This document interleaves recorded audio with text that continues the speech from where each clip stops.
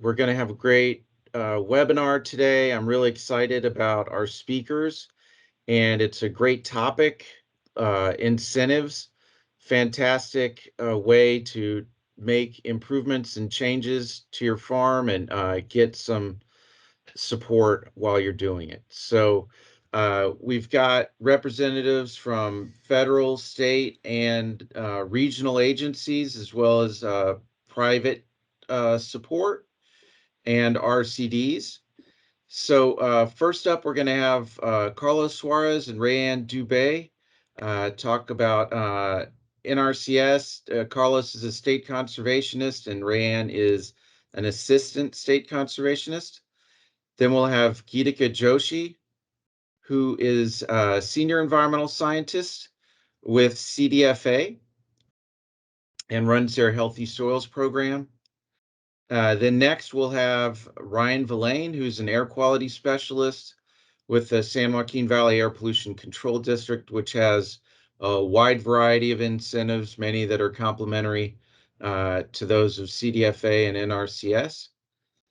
Then we'll have Kevin Greer, who is an irrigation lab project manager with the Tehama Resource Conservation District. And in particular, he'll be talking about resources that he has to help with irrigation and distribution uniformity. And then last, we'll have Kelly Evans, business owner, who does consulting with farmers to help get agricultural grants. And then we'll have question and answer. But like Miranda said, if you have a question at any time, you can put it in the chat or raise your hand. And after the speaker's done, or during, depending on their preference, we could go ahead and answer that question. So we're off and running. Today, I really just wanted to highlight how incentives can help the almond industry meet its 2025 goals. The agencies that we have represented today have a wide range of incentives and are extremely helpful for growers to adopt new practices. And it just so happens that many of the practices that they incentivize are also the practices that we are encouraging as part of our 2025 goals. In our 4 categories, improving water use efficiency by 20%, reducing harvest dust by 50%, putting all of our biomass and co-products to their highest and best uses, and then increasing environmentally friendly pest management by 25%.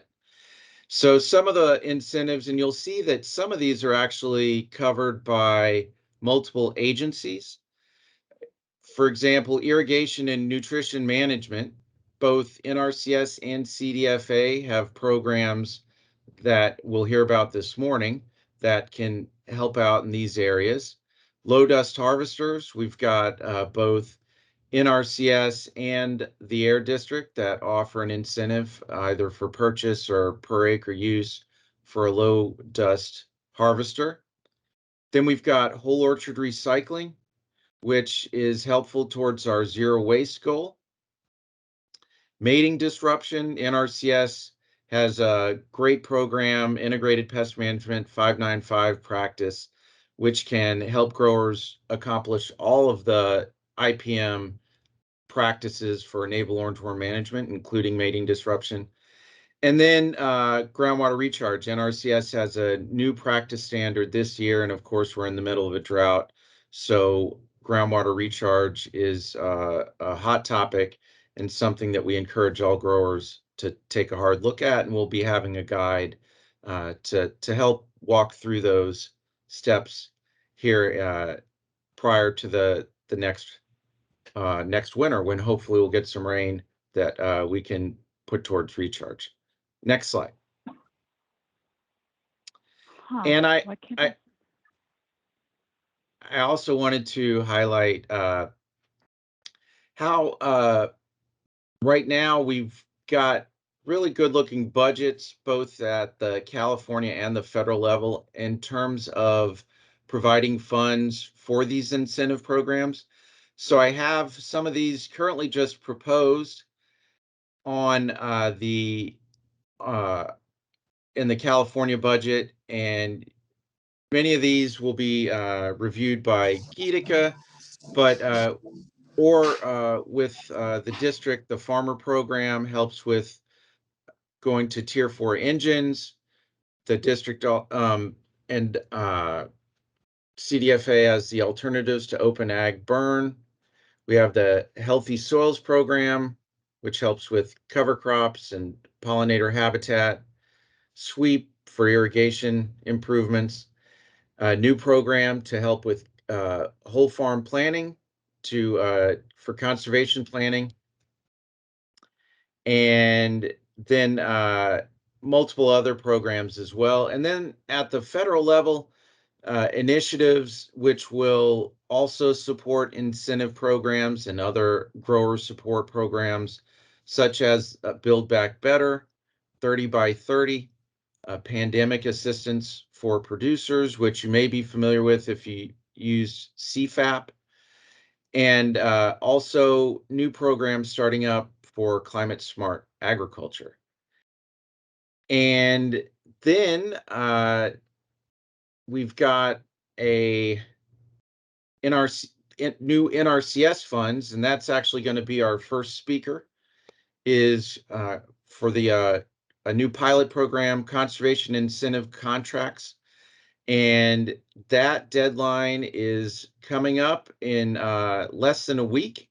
So with that, I am going to hand it over, introduce Carlos Suarez. He's a state conservationist for NRCS, just to talk about this new program. And then RaeAnn is going to follow him as well. So handing it over to you. Good morning, Jesse. Good morning, everyone. Good morning, Carlos. Can you all see me? Just want to make sure my Teams was giving me some issues earlier on, so I just want to make sure that it's you can see me. It's working perfect. Perfect. Excellent.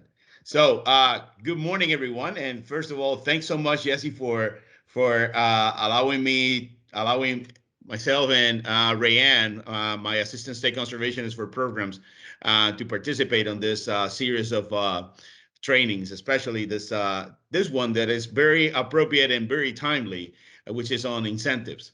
As you know, as Jesse introduced me, my name is Carlos Suarez. I'm state conservationist for NRCS, and I have the honor to serve over 350 employees in the state, and we have over 55 field offices throughout the state that provide technical and financial assistance to farmers, ranchers, and forest land users in preserving and conserving their natural resources. We have a long-standing history of collaboration with the Almond board, and that goes back to decades. And I'm pleased that we are taking another opportunity here to be visiting with you about our programs, but specifically, I would like to focus on the new one that we have rolled out that Jesse just alluded to. We have a sign up coming up shortly, or a due date coming up shortly. And that's what RaeAnn will be talking in a few minutes, but just wanted to give you kind of the 40,000 feet view of what this program is. As you know, as many of you know, we have worked with almond growers throughout the state, providing technical assistance, but also financial assistance in a variety of conservation practices, whether it's soil irrigation systems or irrigation water management plans, or working with pollinators and establishing pollinators in your farms. Also working on air quality and providing practices that support air quality in your farm and overall in the valley, and also integrated pest management, which is an area that you have sought our help and our assistance, and not only our technical assistance, but also our financial assistance. Like those programs and those practices, we have worked diligently with you to provide that assistance, to put it on the ground, to put that conservation on the ground to assist you. With that said, I want to focus on the new program that we have as part of the EQIP, or the Environmental Quality Incentives Program. It is called the Environmental Quality Incentives Program conservation incentive contracts. RaeAnn will be talking more in detail as what this is and how this can assist you. But this was part of, it is a pilot that is being rolled out this year with the plan and the goal, the objectives that actually is going to be rolled out nationwide in our fiscal year 22 that starts on October 1st. This year is a pilot in 4 states, California being one of them, Arizona, Oregon, and Colorado. The Secretary Vilsack and Chief Cosby, as well as the Deputy Undersecretary Gloria Montano, assigned $41.7 million to those 4 states, mostly to address drought. Use this program to address the drought conditions that those 4 states are facing. As you all know, California has been kind of on the receiving end, unfortunately, of this drought from the standpoint of the challenges and issues that we're facing in the past year. And from the prognosis, is going to continue. It seems to be continuing and following years. So to that effect, we receive of that funding, we receive almost more than the 50% of the funding. We receive about $22.7 million that will be divided specifically for practices to address drought conditions, but also we are addressing practices in the Klamath or addressing conditions in the Klamath for the rest of the state as well. And with that, I would like to take this opportunity to turn it over to RaeAnn Dubay, who is going to talk more about what the program is, how can you all benefit from this program, and we certainly encourage you to apply for this program, to apply for this practices, because as Jesse said, this is actually this is a program that looks into pay incentives for the next 5 years.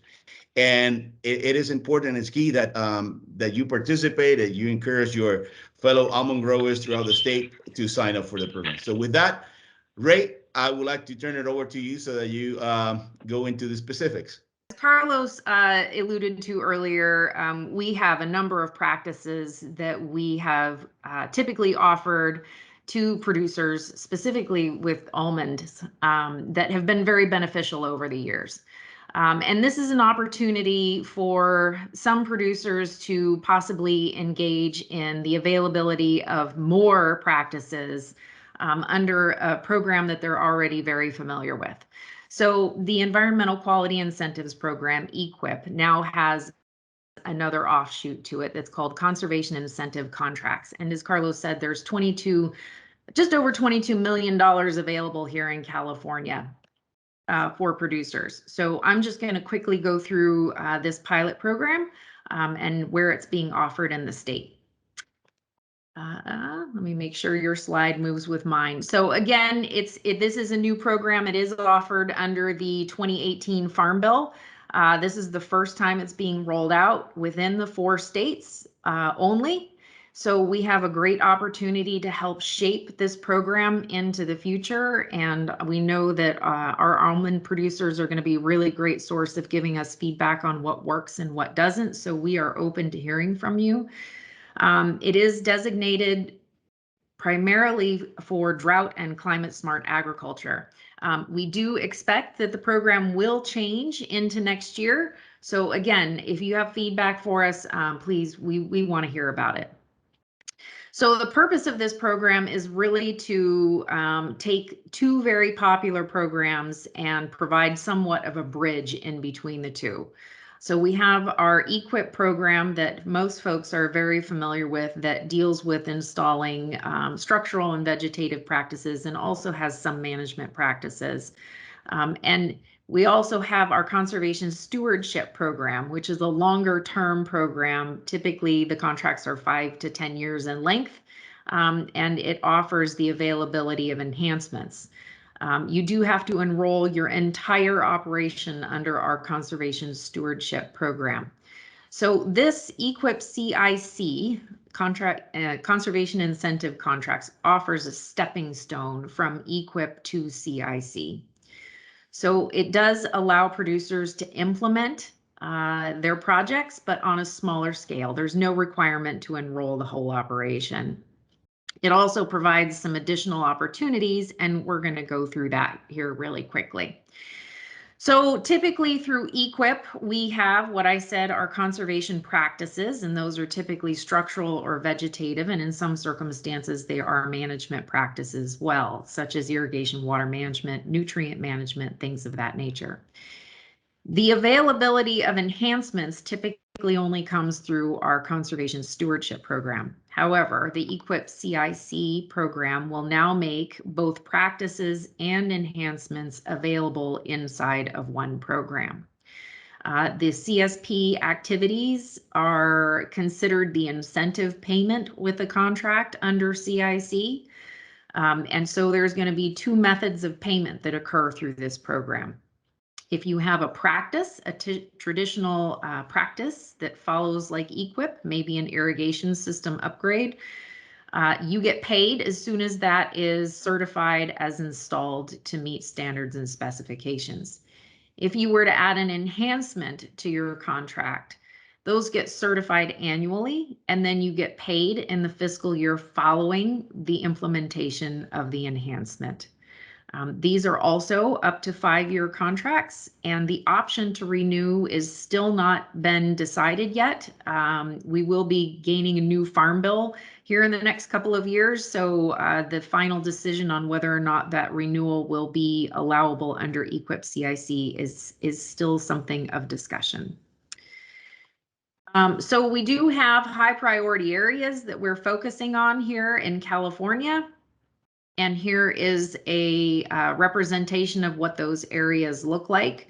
We did get a special allocation of funding to deal with the Klamath Basin on its own. So that small purple area at the top of the map there is a specific allocation of funding that is dedicated only to the Klamath Basin. There is also another pot of funding that is available for the San Joaquin Valley that is in that somewhat of a beige mustard yellow color in the middle of the Central Valley. And we're focusing on cropland within that region. The rest of the high priority areas that we have are all statewide. But they are focusing on different land uses. So forest, range, pasture, and then we also have a special tribal fund as well. So this is a very busy slide. It's not intended to really cause a lot of angst here, but I want to give you an idea of how the program works. The state has to identify three priority resource concerns. So in that very middle column there, you can see the priority resource concerns that these high priority areas are addressing. So the San Joaquin Valley that we called out specifically before on cropland, it's focusing on soil quality limitations, source water depletion, and terrestrial habitat. Those are very internal agency coined phrases. So the best recommendation that we have to producers is that if you're interested in any of the traditional practices that NRCS has offered, whether it's irrigation, water management, controlling air quality issues, dealing with nutrients and pesticides, we really would like for you to just make an application for those things now. And then have the local field office help walk you through what's available through this program. That's really the best way to narrow it down this year. With it being a pilot, we've had to hurry up to roll this out. And we're still in the process of building some of the support materials internally to make this function. So the best place to get assistance is definitely going to be through a local office. Okay, so in cropland, there are 89 practices that are offered and over 162 enhancements. So you can see that the availability of enhancements added to this particular program really lengthens the list of things that are available for folks to choose from. The program benefits, obviously you get to access the CSP enhancements, which have not been available before unless you're signing up for CSP. You also have the ability to deal with applying these things on a smaller scale. Again, CSP has the requirement that you enroll your entire operation under your control. EQIP CIC only requires that you enroll anything down to just a land unit. There is an additional funding cap associated with EQIP CIC. So there is a limitation to $450,000 under EQIP that a producer can be paid. EQIP CIC carries its own payment limitation of another $200,000. Contracts can include both practices and enhancements, but there must be at least one enhancement in the contract to be eligible. It is also a pilot program, so we definitely encourage you to provide us feedback. And again, this is just another opportunity to get conservation on the ground. So Miranda, with that, I want to just check in on time and see how we're doing. And I definitely want to leave some room for some questions if there are any. Yeah, you're doing great on time. You have about 10 minutes remaining. Okay. Thank you. So I'm just going to go through here, and since I know that there are a few people on the phone here who help producers even understand the programs that NRCS has to offer, I'm just going to go through this crosswalk with you a little bit. This puts up the comparison between EQIP and CSP, and as you can see, EQIP CIC is sandwiched right there in the middle. The conservation target for EQIP is just addressing a resource concern, any resource concern. And EQIP CIC, you're required to address at least one of those 3 priority resource concerns that I had up on the other slide. CSP encourages maintenance of a handful of resource concerns. It does have a requirement that you meet a minimum of 2. And then I do see a question that I'm just going to stop and answer here. Josette asked, can you explain the difference between a practice and enhancement? Yes, absolutely. So, and a practice is, let's just take an example. It's an irrigation system. A producer installs an irrigation system. We typically call those irrigation water management. It's got a code 449. An enhancement that is also labeled as a 449 would be something that's above and beyond that irrigation system. So y'all are also familiar maybe with irrigation water management. That's got the code of 449. The enhancement would be something above and beyond the irrigation water management, just the basic version of it. So for anybody who's contracted for irrigation water management, you may have just done a basic soil moisture monitoring. CSP-like enhancements typically take that irrigation water monitoring to a higher level. So there could be data recorders added. There could be other equipment that might be purchased. There's a higher level of intensity of irrigation water management that may require that you adhere to a more strict regime of irrigation. I know that there is a proposed new enhancement that may be coming online in next year that offers up to a 20% reduction in irrigation water. So the enhancement takes the basic practice that NRCS offers, and it considers that you will do something above and beyond that basic practice. So all of the enhancements are tied to an existing NRCS practice. So we have cover crop practices, and above and beyond our traditional cover crop practice, there can be other things that you can address with a cover crop, such as pollinators. If you do a cover crop that specifically addresses pollinator issues, there's likely an enhancement that can help with that. So again, the base practice is the standard one that we would expect folks to do to just meet a resource concern. The enhancements typically take that base practice and move it to the next level of conservation. So it would go above and beyond meeting the resource concern. So I hope that helps. So again, back to the comparison, the footprint of EQIP can be on any land unit. That's the same thing for EQIP CIC, whereas in CSP, you have to enroll the entire operation. You do not have to have anything in place at the time of application for either EQIP or CIC. for the conservation stewardship program, you are required to meet a minimum stewardship threshold.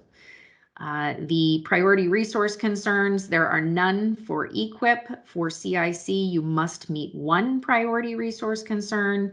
And then again, for CSP, it's based on the program requirements, and typically it is the meeting or exceeding 2 resource concerns.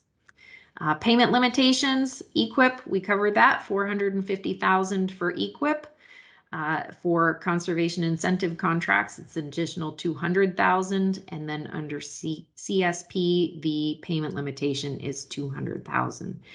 Minimum contract period for EQIP is 1 year. CIC and CSP are both the same, 5-year period. And then the maximum contract period across all programs is 10 years. Okay. So we do have some typical scenarios here, and I'm going to skip to this cropland one, and this is going to be my last slide. So we do have a number of folks who have already applied for EQIP, and we made our last round of selections under EQIP. I believe it was a few weeks ago. So many producers who applied for that program may not have received an EQIP contract. And we are encouraging those folks who did not receive an EQIP contract to seek out whether or not EQIP CIC might be an alternative for them this year. Our planners are working to reach out to those producers and specifically offer this program. If they are willing to adopt an additional enhancement, it could be a good way for them to have another chance at the $22 million available.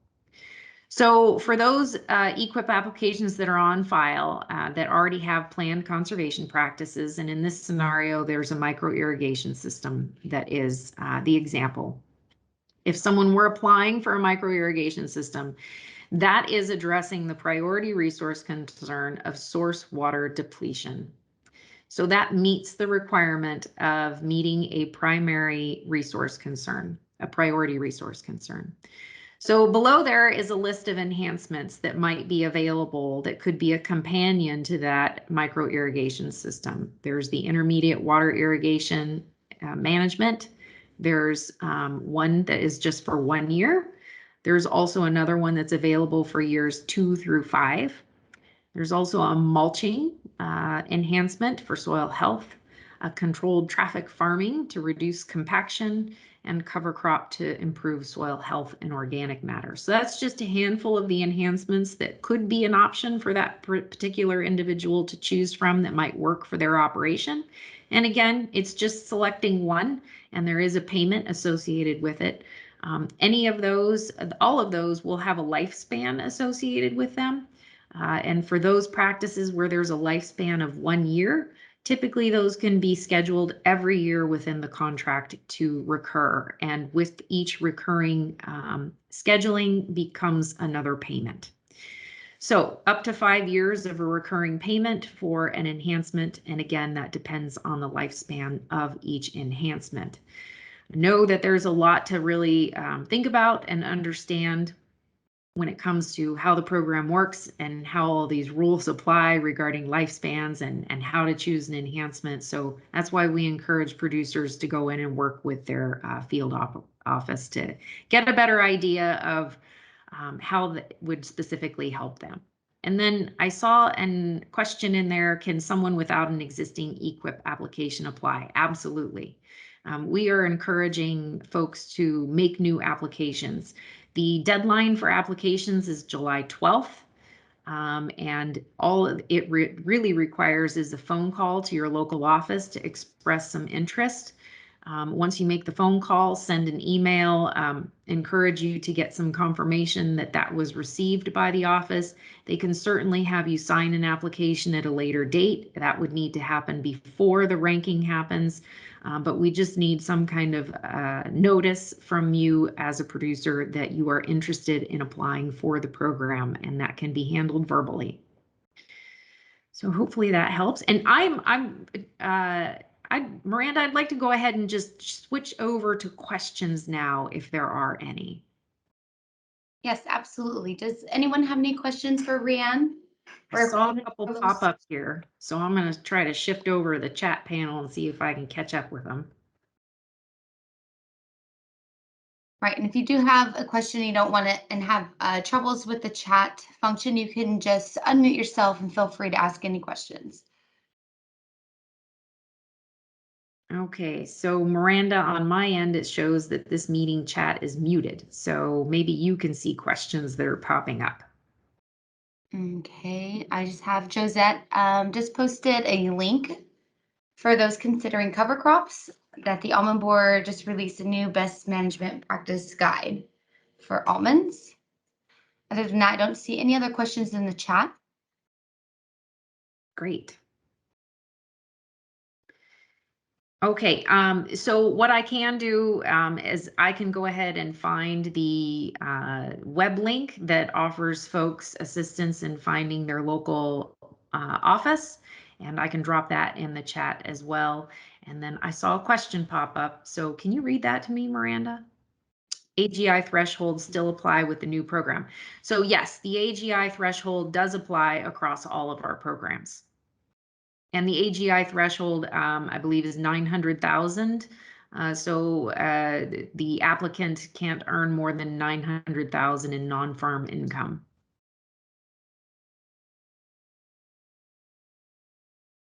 Jesse and Carlos and RaeAnn, I really want to thank you guys for digging in. NRCS can be complicated, and it's really helpful, I think, to see an overview, and hopefully, like you said, with that short deadline, we can get a few more people in the door. It's fantastic that this is an additional program, so it doesn't count towards your cap.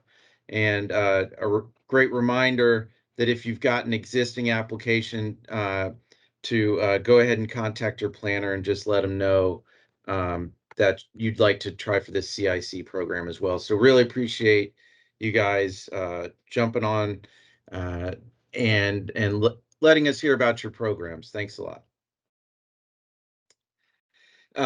All right, well then next we've got Geetika Joshi. She's a senior environmental scientist with CDFA, and she's going to talk about Healthy Soils program, but also I think other programs that CDFA runs. So good morning, Geetika, and take it away.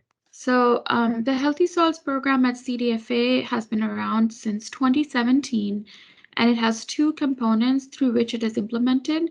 There's an HSP incentives program, and that are grants up to $100,000 that are available directly to growers for implementing conservation management practices that can improve soil health and reduce greenhouse gas emissions.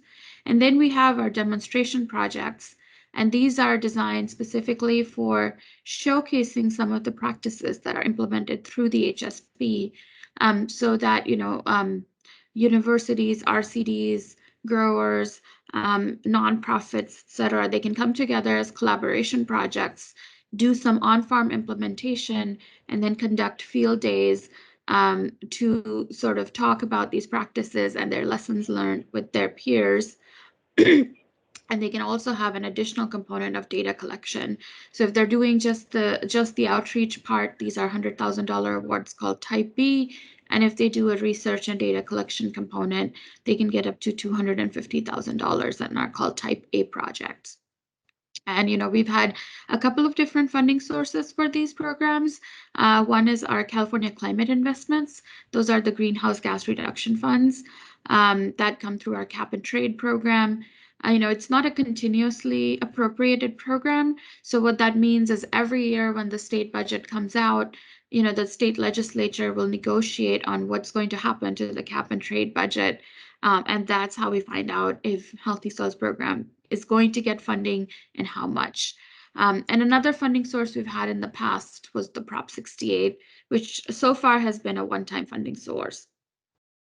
And also on this slide, we have links to our main website, as well as specifically to the incentive programs and demonstration projects. So hopefully once you get the slide set, it'll be easy for you to find them. And in the Healthy Soils program, we incentivize a variety of practices. Most of them are common with the NRCS EQIP program, although there are a couple of additional practices that currently with NRCS are in the interim standard development phase, but were incorporated for Healthy Soils program a little bit ahead of that cycle. And the Healthy Soils program categorizes the practices by cropping system. So we have specifically practices for croplands, for orchards, vineyards, and for rangelands. And for the purpose of today's presentation and our audience, I'm just going to show here all the practices that are listed for orchard and vineyard category. And as I mentioned, I won't read through each and every one of them, as many of you might be familiar with this language and terminology given the commonality with NRCS.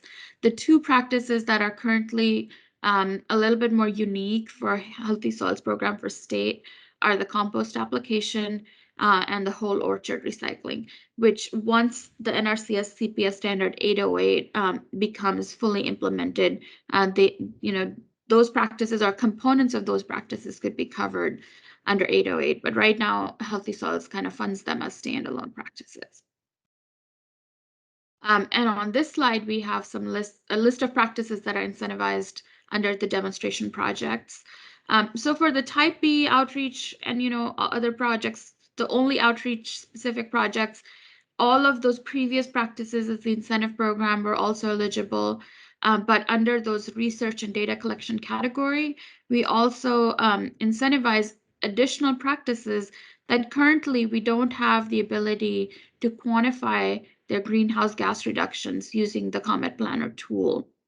But the purpose is that these projects can start collecting some California-specific data that may inform in the future development of those quantification and an evaluation if these practices could eventually become part of the standard program.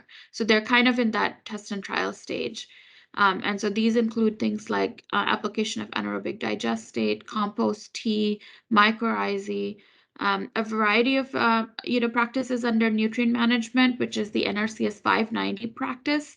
Not each implementation in the NRCS scenarios is currently incentivized through CDFA. Currently, CDFA only incentivizes under the standard program a 15% reduction in nitrogen application. And so a lot of the other implementations, such as manure, such as nitrification inhibitors and slow release fertilizers, they're all covered under our demonstration data collection umbrella. And then also vermicompost and one-time compost application at rates higher than what we currently support. And this one I should actually point out was specifically for rangelands, so it may not apply to the orchard vineyard category. So in this slide is a snapshot of projects that we have funded since the program first came about in 2017. 576 incentive projects and 67 demonstration projects have been funded across the state for $34 and $8.2 million respectively. And then we also crunched up some numbers to get specifically almond farms that got funded through these programs. In 2011, we started with 11 projects, 2018 with 13 projects, and 2020, the number was up significantly to 107. And the big main driver for this was, excuse me, the whole orchard recycling practice started to get funded through the Healthy Soils in 2020 round. And there were a lot of takers for that practice. But in addition to whole orchard recycling on almond orchards, we have funded compost application, cover crops, hedgerows, mulching, windbreak establishment, no-till, nutrient management, riparian forest buffers, and also filter strips. So just a little bit about what the demonstration field days do and how they could be helpful for your purposes and for this audience. All of our demonstration projects, they must have an on-farm component, and they must conduct on-farm mandatory field days. This has changed a little bit because of COVID-19 in the past year, and the on-farm field days can also be, instead of having a lot of people come to the farm and attend it, they can be done remotely via a webinar-based platform. And we do have a requirement, each funded project has a 3-year-long grant agreement, and in that time, they must conduct outreach to include 120 different farmers and ranchers within California. And in their field days, recipients talk about information about how they implemented the practice, techniques that they might have specifically used, or any special equipment that they might have used, what kind of benefits they might have seen from the project successes, lessons learned, how they could improve this in the future, things like that. And if possible, and if the recipients have capacity, they can sometimes cover additional languages as well. And so why this is interesting and applicable for all of you is that we have this website link that I have on the slide, where we post a list of all of the upcoming demonstration field days. So someone could go to this link and they could look at, oh, in my county is a field day coming up that is relevant to me, that is going to cover a practice that I'm interested in. And then they could, contact the organizer of the field day to get information on how to attend it. So that's another way to learn about these practices. In addition, we have technical assistance available. So we have a specific grant program for that. We also fund through the University of California, UCANR, climate smart agriculture community education specialists.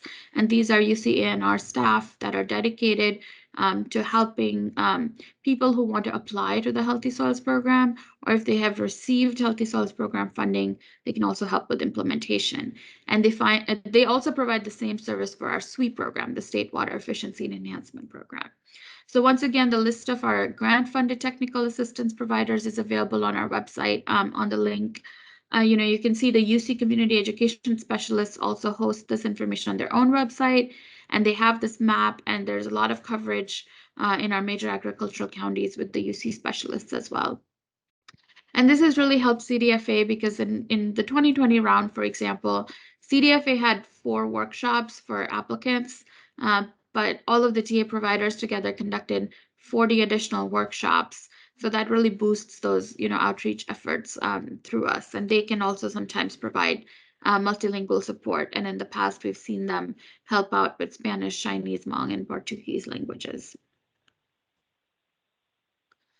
So towards the end of my presentation now, I'll just this is a brief mention of other programs at CDFA. I don't run these programs. I'm not the expert, so I won't talk too much about them, but I've included the website links again for all of you to access. So our State Water Efficiency and Enhancement Program, this program incentivizes, irrigation systems that can save water and save GHGs.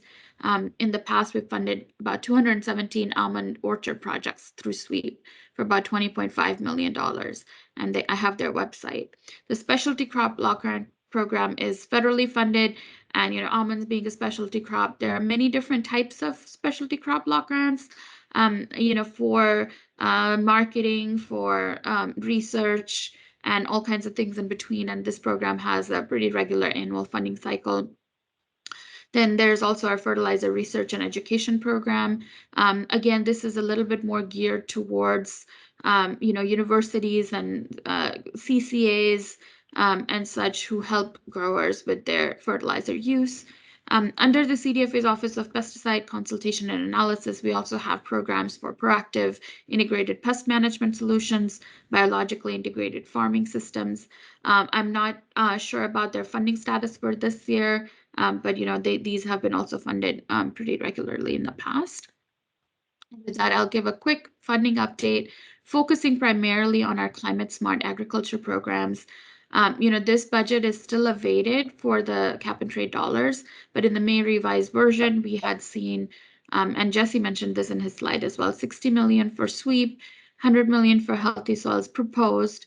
And then there are 2 new programs that are being proposed, one called Pollinator Habitat, which would involve, again, specific practices that can enhance and establish pollinator habitat on farmlands. And the technical assistance program that I mentioned, but also a new program on conservation agriculture, plans. So folks can get some incentives to plan out their projects. And that program is currently under development. It is being discussed at the CDFA's Environmental Farming Act Science Advisory Panel meetings.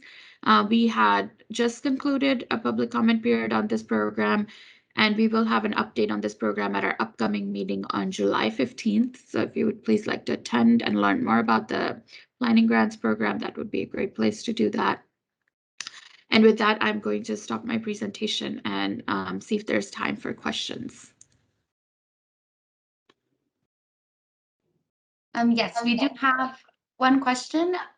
Do farmers have to pay for the technical assistance for CDFA? So that's a great question. So farmers are funded through the technical assistance providers are funded through CDFA for their services, so that farmers and ranchers do not have to pay anything to the technical assistance provider for help. The technical assistance should be provided by CDFA funded entities free of cost. Great, thank you. Does anyone else have any questions? I do want to know, if you're on your cell phones, to unmute, please press *6.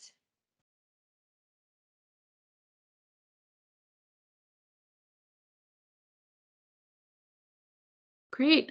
Thank you, Miranda. And I think with that, similar to RaeAnn, I'll be sticking around. So if questions come up later, I'll be here. Thank you. Great, Geetika. Nice job, and great programs coming out of CDFA, and very complimentary to NRCS. And as I said at the beginning, many of these practices are available in different agencies, so you actually have some choices when you go to apply. If one or another might be a better fit for your operation. So next up, we've got the district, which also has a few programs in common with some of the other agencies, such as whole orchard recycling, new Tier 4 equipment, as well as low dust harvesters. So Ryan Villain's an air quality specialist with the San Joaquin Valley Air Pollution Control District. And good morning, Ryan. Good morning, Jesse. Can you hear me? I can. And I'm going to hand it over to you and take it away. Great. Thank you, Jesse. And thanks for everyone for joining us today to talk about the incentive programs. So as Jesse said, I'm with the San Joaquin Valley Air Pollution Control District. And I just wanted to be here today to share some information about our current ongoing agricultural incentive programs.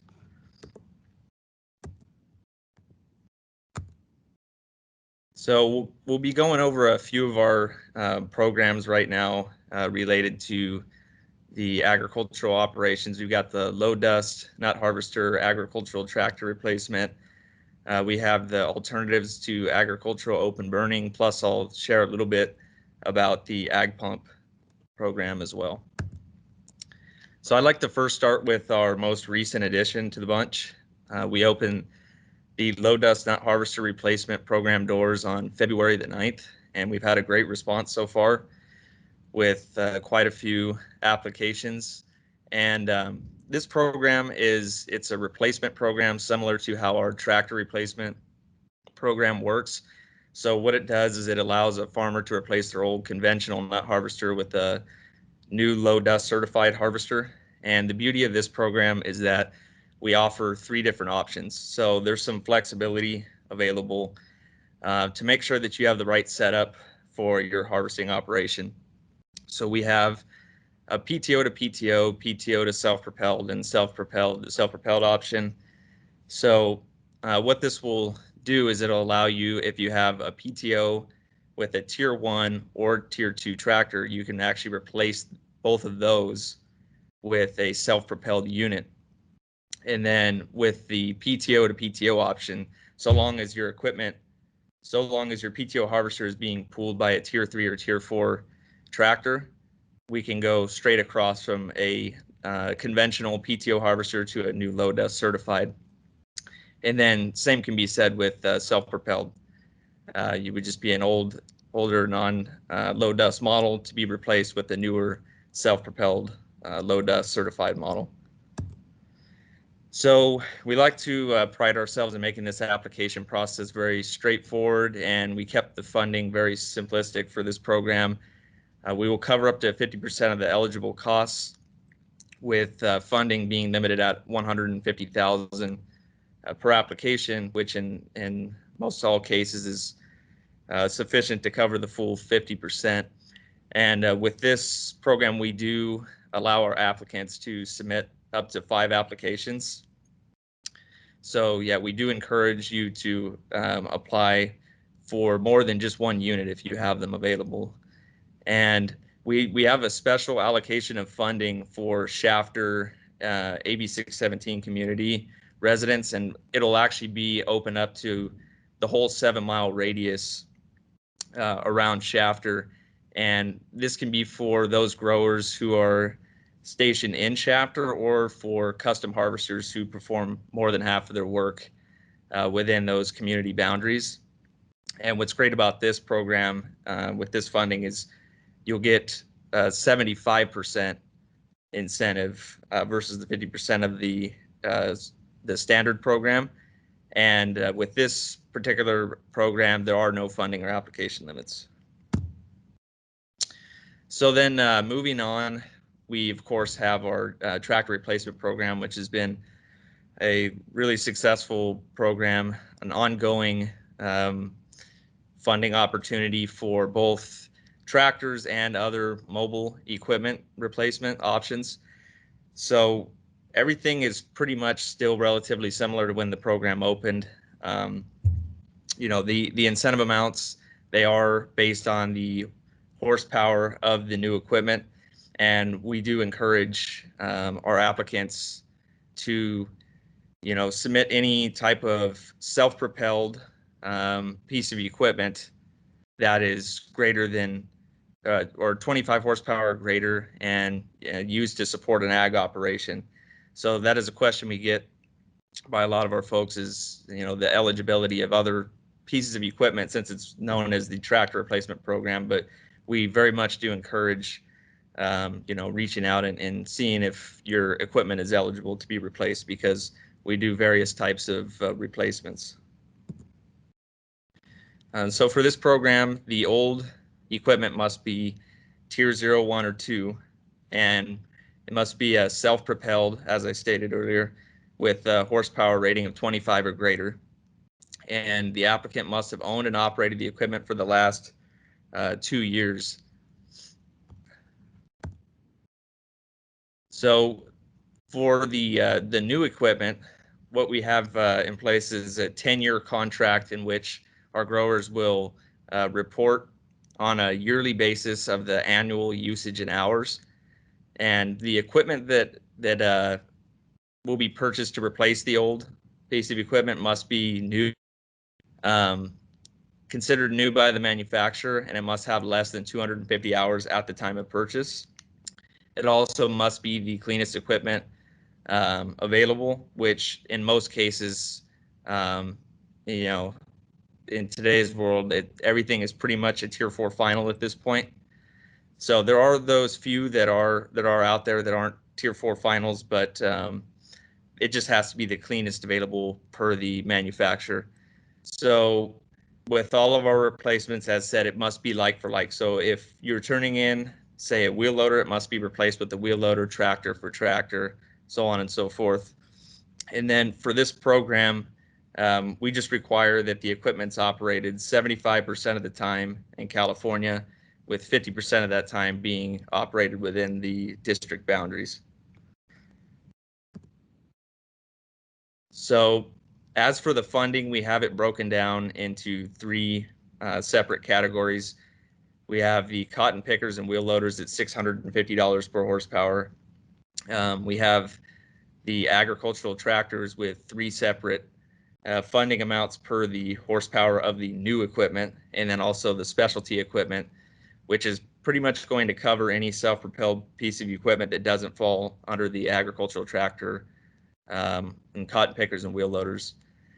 So the way that it works is we give our applicants the ability to be able to increase their horsepower 125% greater than what they currently operate.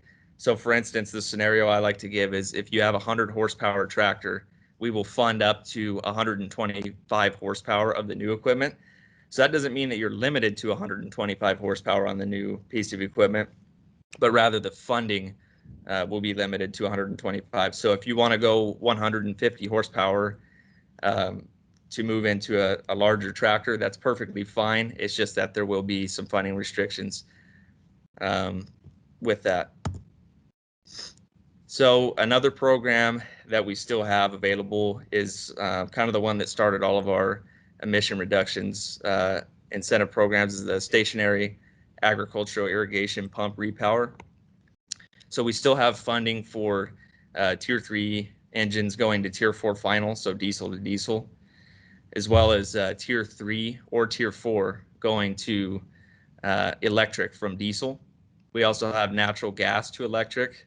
And then the funding for this program will be capped at the following horsepower levels for each new engine or motor. And this funding is not to exceed 85% of the eligible costs for repower projects. So as you can see in the little table below, that would be the incentive amounts per the horsepower. And then if any questions do come up, regarding any of these incentives or any of the details that have gone over, please feel free to ask them at the end. And then another one of our very big programs that we offer for growers right now is the Alternative to Open Ag Burning program, and it's becoming increasingly popular. So for this program, it is open for commercial agricultural operations, and they must produce crops with the intent to make a profit. The agricultural material must be for soil incorporation or land application on grower property or other agricultural property.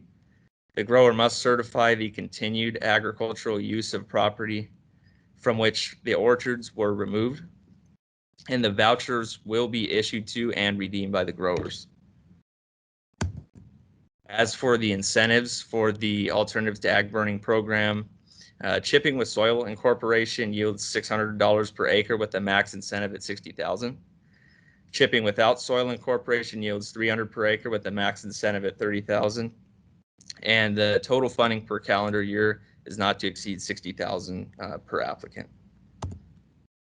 And with that being said, if there are any other questions or any questions at all about any of these program offerings, please feel free to ask away. And then here is our phone number. If you can't think of any questions at this time, please feel free to reach out at any time. We're here to help walk you through the application, to answer any uncertainties. We encourage, applying and taking advantage of these grant programs, as all of these ones discussed are still available to apply for. And thank you guys very much for your time today. And with that said, we'll open it up for any questions. Great, thank you, RaeAnn. So you do have two questions in the chat. One's about low dust harvest funding. Yeah. And asks, does the applicant for the low dust harvest funding have to own ag land, or does a standalone equipment/custom harvest company qualify as well? Yeah, so the having equipment that's used for custom harvest operation is okay, just so long as that equipment's been owned and operated for a minimum of 2 years by the applicant. So we do encourage that. Great. Yeah. And then next question is, are there any programs for newer farmers who are just now investing in equipment, or do they have to own the equipment for 2 years? Yeah, so for that requirement there, they will have to have owned the equipment for 2 years. Unfortunately, this program is intended for those who have been operating that piece of equipment, and it incentivizes them to go with a newer Tier 4 piece of equipment. So I hope that helps answer those questions. If you need any more specificity, please ask away, and I'll be happy to dive into it a little bit more. Great, thank you. Absolutely.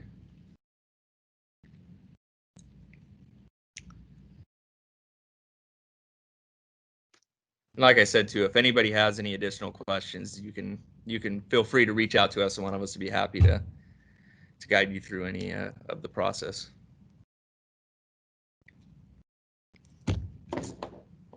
Okay, well, RaeAnn, thank you so much for being on our webinar today and giving us a great overview of the district's programs. Oh, absolutely. Thank you for having me. I appreciate it. And I think it's just a fantastic example of for looking at whole orchard recycling, just as one example. It's an incentive program available from all three agencies that we've had so far. So NRCS, CDFA, and the Air District all have programs to help growers do whole orchard recycling, which is a practice that we've got research that shows a multitude of benefits to growers, and even more important in the San Joaquin Valley, where we're facing additional restrictions and limits on being able to do open agricultural burning. So whole orchard recycling is a great option in those situations. So again, thanks a lot, Ryan.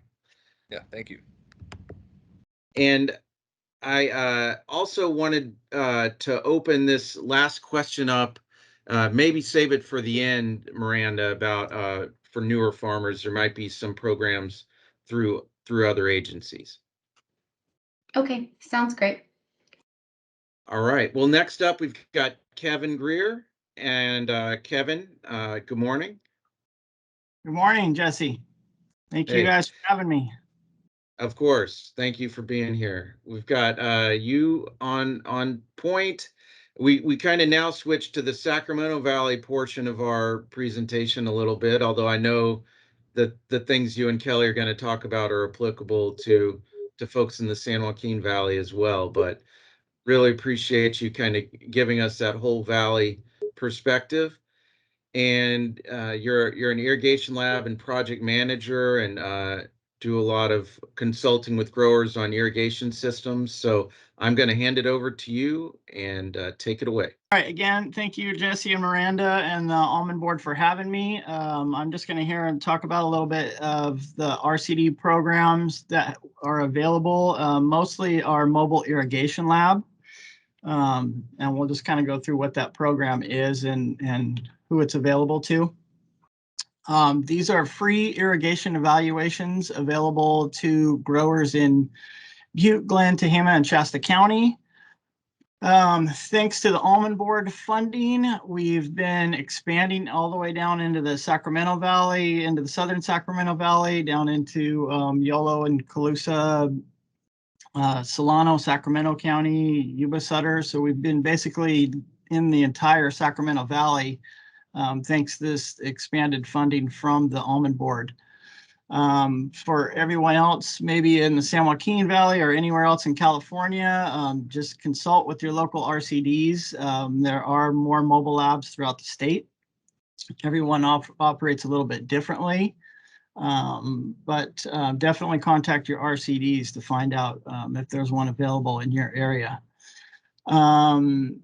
For the Sacramento Valley and the southern Sacramento Valley, they are limited just because of the funding and the distance where we're based in Red Bluff and Tehama County. So we try to do the immediate counties surrounding us in the northern Sac Valley, but like I said, we have been expanding to cover that demand throughout the Sacramento Valley.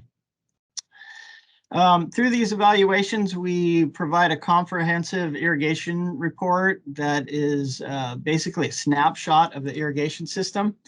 And two of the main things that we focus on are the distribution uniformity of the system and what the application rate is in inches per hour. We like to illustrate how the system is performing compared to what the achievable standards are. And we provide all kinds of tips and recommendations for efficiency. So this program is free in the Sacramento Valley, limited in the Sacramento Valley and northern Sacramento Valley. It's unlimited and free. And that is due to grants that we have. We currently have a grant from DWR. The Almond Board has been funding the mobile lab for this is the second year now. CDFA also has some funding where we've been doing evaluations of participants that have had sweep projects installed. And then previous funders have been basically everyone that's given a presentation on this webinar today. And NRCS has been a funder for a lot of years for this program. We've got them through local irrigation districts and community colleges. So we work really hard at the RCD to make sure that this program is free, available to growers and trying to get it to as many growers as possible. So some of the things we look at, and key ingredients of efficient irrigation are, what are the soil characteristics, weather and crop water use that relate to evapotranspiration. What's the system application rate? We help with scheduling, and of course, distribution uniformity. And what is distribution uniformity? It is a measure of how evenly your irrigation system is applying water across the system. Of course, getting close to 100% is the goal. 100% is not really accurate, but a lot of these systems, especially microsystems, are designed to be incredibly efficient. They also require a lot of maintenance and have a lot of, they're micro, and so they have a lot of issues that can come up. So they really require a lot of maintenance. So these inspections really can get into finding how uniformly they are providing water across the block. Again, the lower the distribution uniformity is, that means water technically needs to be applied more to cover for those areas where there's less water being applied to the crop. So our mobile lab really focuses on this uniformity rating, so that when you're putting water on, that all those areas across the system are getting similar quantities of water. So how this program works, basically to sign up with me, give me your contact information, and I'll put you on a list. Currently, we're at number, I think, 66 or 67 for the year. So I've just been working through my list since April or May. Basically, we just schedule, come out and meet with you for a while at the pump usually, and go over a few questions and have you turn on the system.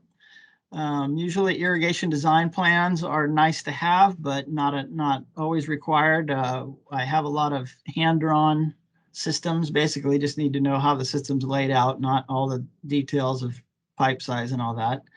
The evaluations take about 2 or 3 hours, and reports are returned in about 4 to 8 weeks.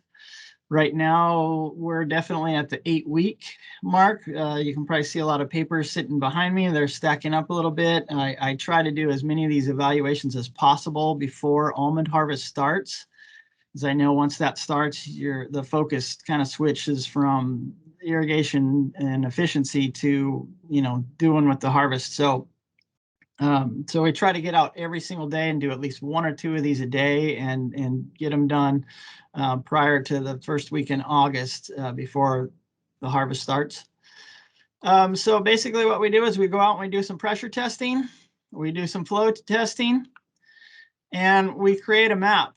And so basically we create a map of how the system's laid out, of where the main lines, the sub mains are, and the sprinkler lines, and we create a pressure map first, so we can understand how much variation there is in pressure. Most of the times, pressure is determining flow rates, unless there's a pressure compensating device is being used. So once we know how the system is laid out with pressures, we can go out and do flow tests in the high, medium, and low pressure spots. Once we do those flow tests, I'm not going to go through this complicated chart here, but this chart is in a report. And what I do is we have these in the reports, and we go out and we deliver them in person and go through this all these numbers of what they all mean, since we don't really have time today. But basically, these are flow tests in the high, medium, and low pressure spots, and they show the variation in flow rates at those different pressure points. And then beyond just checking for the distribution uniformity of the system, it's a comprehensive check. So we're looking at leaking and plugging, and looking at pressure regulators and malfunctioning sprinklers or emitters. We're looking at pressure at the pump and pressure into the first manifold of that system. Is there pressure loss there? We're looking at how much debris are in the hose lines, and if, hose line flushing or more maintenance or repairs or whatever it is, we're comprehensively inspecting the system to find out how it's performing in detail. Just to close up with one last slide for what the RCD does beyond the mobile irrigation lab is we have been a technical service provider for the SWEEP and Healthy Soils programs since they've started. And right now, we're expecting to be a technical service provider in 2021, but we're still waiting for the governor's budget and all of that approval through CDFA.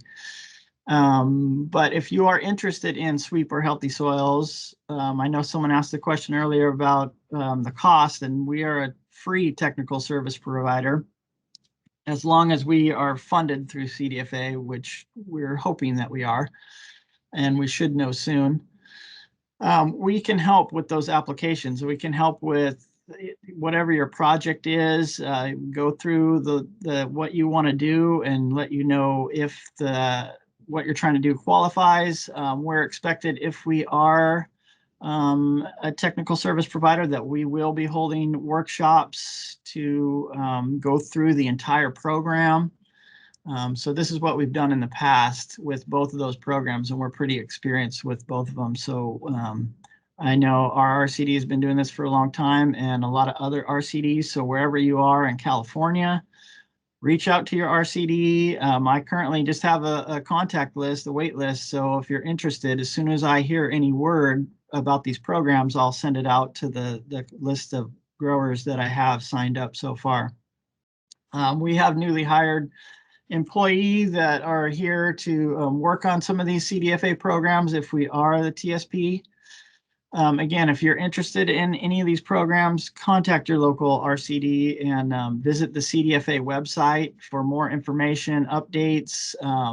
And if you really are interested and have a project, getting on that CDFA website now and coming up with a project so that when it does open, you're ready to go is recommended.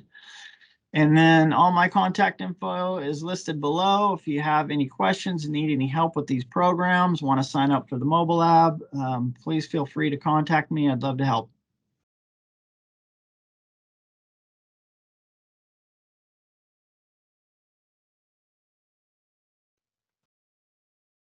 Thanks, Kevin. There's some great information in there. I think fantastic tips.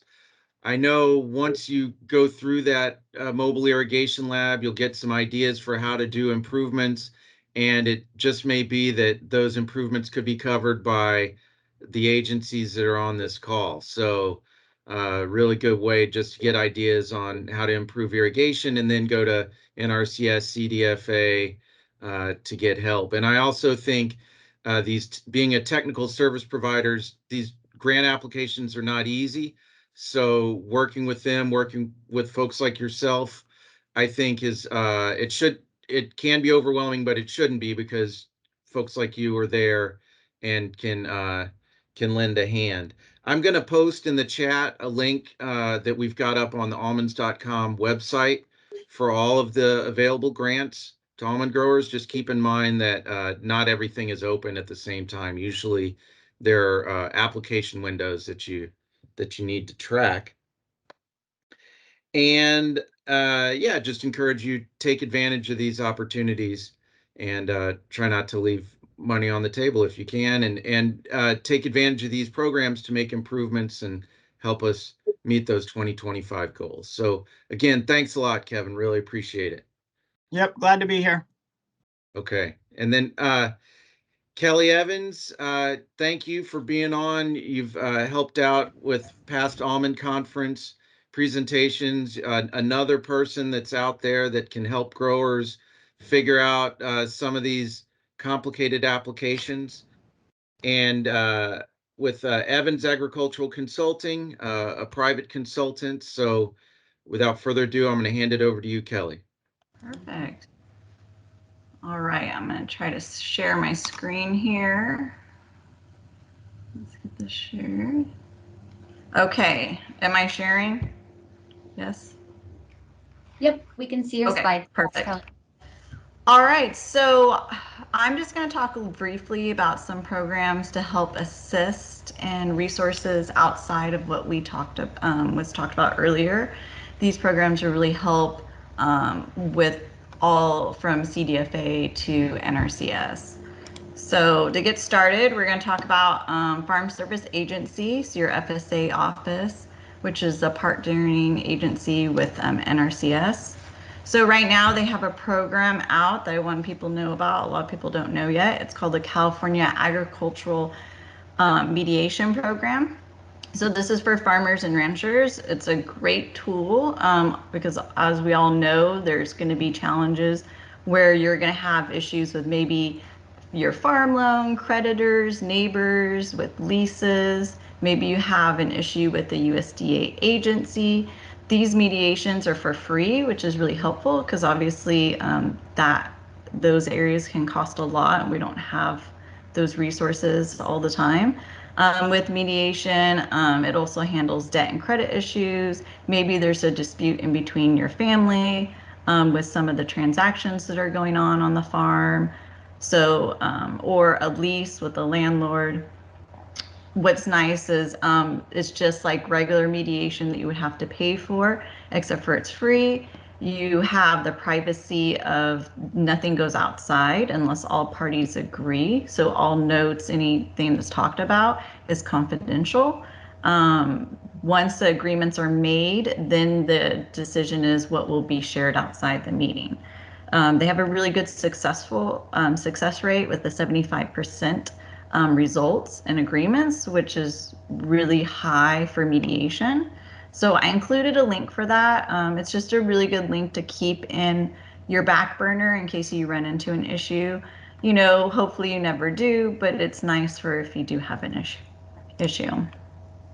All right, the next program I want to talk about is the Farm Service Agency's Farm Loan Discovery Tool that they have online. It's at farmers.gov/fund.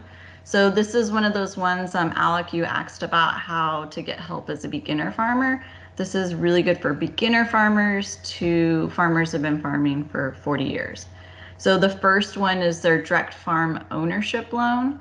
This one goes to a max of $600,000. It helps with securing farmland, improvements, expanding. So say you need to put in a storage facility, you want to improve your hauler, you're adding land. That is a really good program. Also they have the direct farm operating loans. So this one is more like a operating loan you would get through Farm Credit West, but it can be used for purchasing equipment, irrigation, trees, your day-to-day stuff that you would need that come outside the box that you wouldn't think about. They also have the micro loans. They're a smaller loan application. They're pretty quick. You normally, once the day you go in to when you can receive the money, I would say is about a 45-day turnaround pre-COVID. So it's up to 50,000. Some examples of how to use these loans with the programs that were talked about. So we had one grower where he was a really small grower and he got funded through NRCS to get a tractor, but he didn't have that full amount of money to put down and then finance the rest of it. So he wanted to, what he did is he got 40,000, which was equal to what NRCS was going to give him. And he got that loan to use for his down payment. So then that way he was only financing the additional amount that he wasn't receiving from NRCS. And then once he got the money from NRCS, then he repaid that loan. So these are really good programs you can do that with. On our own farm, we have used the direct farm operating loan to put in plant a new orchard. So we had pulled out an old orchard, and the cost, it helped cover the cost of the irrigation system, the trees, your fertilizer, you know, if you needed to change that pump. We actually switched that one to, on that project, we had ran it through CDFA. So because we were on flood irrigation before, so we were able to get the irrigation and the pump cost help for the cost through CDFA's SWEET program. And then the rest of it we had done on this farm loan. What's really nice is they're about 7-year loans, depending on your cash flow is when you start paying on them. So if it's a development loan and you're planting a new orchard, They understand that you're not going to have that cash flow the first couple of years. So you actually don't start paying. You can pay on the third or fourth year of that loan. So they really work with you depending on your operation, your cash flow. So on beginner farmers, there's like guaranteed money for you to help with these programs, and also if you're socially disadvantaged. So these are really good ways, because not all the time that, even though you got funding through maybe NRCS or CDFA, you can afford that full amount. So these are really helpful to help offset that amount and be able to manage a little better, especially because you hope you get funded, but you probably didn't plan for it when you did get funded in your operating loan. And now you have this additional, $200,000-$300,000 costs that you weren't planning. So these little loans are really great to take advantage of to help offset that. So our next one is the CDFA has given out money for the California Farm Demonstration Network. So these are a little different demonstrations that we're used to seeing. They're grower-led. So these are the 4 regions and their information. I highly recommend reaching out to them to find out when they're having their demonstrations this year. They're hosting them this year in January and February of 2022. These demonstrations are on all your healthy soil practices. So they're compost, they're hedgerows, cover crops, they're CDFA programs. So the nice part I really like about it, it's because it is grower-led. The growers really tell you their perspective of what they ran into while doing the program, in the practice, what they liked, what they didn't like, what they would redo, what they would for sure do again in the future, how they worked with their local RCD office and helping them with the application. And so being that grower-led is just a little different. And being a grower myself, I know that a lot of times we listen to each other better than sometimes we listen to our extension offices and so forth. So these are really good resources. If you are interested in doing any of those healthy soil practices, I highly recommend going out. I know that with the Yuba Sutter Specialty Crop Technical Assistance Hub, they're going to do pre and post. So actually having it, watching a cover crop being planted, and then going back to that almond orchard and seeing what it's going to look like in the spring. What's that vegetation going to look like? How's it affecting, your spraying, your frost, stuff like that. So they're really going to show you those programs in a more detailed manner, which is really helpful. So that's all I have for today. I just kept it quick and short, just some little tidbits to help you with the other programs. So if there's any questions, if not, I'll turn it over to Jesse so we can go into some more detailed questions with everyone. Great, Kelly. Thank you. Now I have to figure out how to unshare. Before Miranda closes us out, I just wanted to see if NRCS has anything they'd like to say about beginning farmer programs that they may have specific to that. Jesse, this is Carlos, and sorry, I have to transfer my my call to my phone because my computer is acting up. So I'm gonna keep the video off if that's okay. So on the beginning farmers, and RaeAnn still is here as well. But let me just start by saying we are doing an emphasis in, well, we have always provided assistance to small farmers or historically underserved producers, and definitely and this with this year with the 2018 Farm Bill and this current fiscal year, as well as the following ones, we are even putting more emphasis on it. For example, RaeAnn covered on the conservation incentive contracts. We have set up a a funding for historically underserved producers, which usually are also a small, falls in the category of small and beginning farmers. And we set aside $500,000 under the CIC program. In addition to that, with our regular EQIP program, or we call it EQIP, now they're calling it EQIP Classic or EQIP Regular, we have set aside funding for beginning farmers, for limited resource producers and so forth, to participate in our programs and take advantage of the conservation practices that we offer, financial assistance as well as technical assistance. We can pay up to 90% of the cost of that practice, although we have a flat rate for the different conservation practices, but for small and beginning farmers and historically underserved, we can pay up to 90% of that cost of that practice to install that practice on the ground.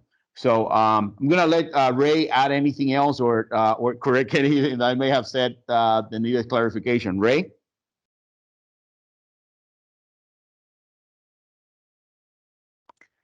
Hi there. Hi. Yeah, sorry. My mouse is taking a really long time to find the click button. So yeah, as Carlos said, we are in that San Joaquin Valley region where the little mustard or beige area was on the map that I showed earlier. We do have a reserved pot of funding specifically for historically underserved producers. The one thing I would like to say is that the 90% cost share rate is typically only available for limited resource producers, and it doesn't typically apply to the beginning farmer or rancher. But beginning farmer and rancher is a priority in California, and that comes out in our ranking process with most of our applications. So for beginning farmers and ranchers, most of the time we're looking to make sure that those applications are considered at the head of the pack. So anyhow, just for a little bit of clarity, but if there's any other questions about it, I can certainly entertain them. Well, thanks, RaeAnn. I think we're a little bit over, but it has just been a pleasure hearing from everybody, and I think very complimentary information. And I just want to hand it again, thank all our speakers. I want to thank Carlos, RaeAnn, Geetika, Ryan, Kevin, and Kelly for taking the time this morning.